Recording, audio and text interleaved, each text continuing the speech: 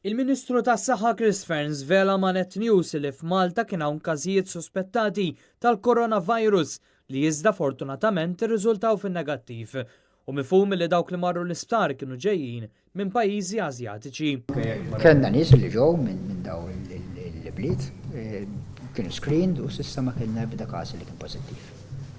Fearne qal li l-awtoritajiet lokali qed iħejju lilhom infushom f'każ li dan il-virus jasal Malta.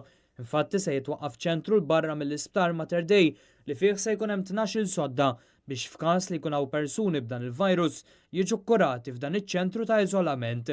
Tħejjit ukoll kamra ta' iżolament fl-Ajruport Internazzjonali ta' Malta kif ukoll f'kull ċentru tas-saħħa għal azzjoni immedjata f'kull każ ta' suspett. Diversi pajjiżi ewlenin fosthom l-Ingilterra u l-Awstralja daħlu fis-seħħ sistema ta' kwarantina għal persuni li jkunu qed jirritornaw miċ-Ċina. Dan hekk kif it-tħassib dwar il-Coronavirus qed ikompli jikber.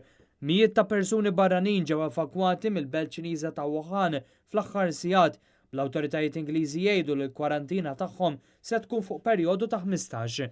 Hemm ukoll il-ħsieb li l-Awstraljani li jinsabu fiċ-Ċina jittieħdu għal ġimagħtejn ta' kwarantina fi Christmas Island qabel imorru lejn l-Awstralja. Dan ikkonfermah il-Prim Ministru Awstraljan Scott Morrison.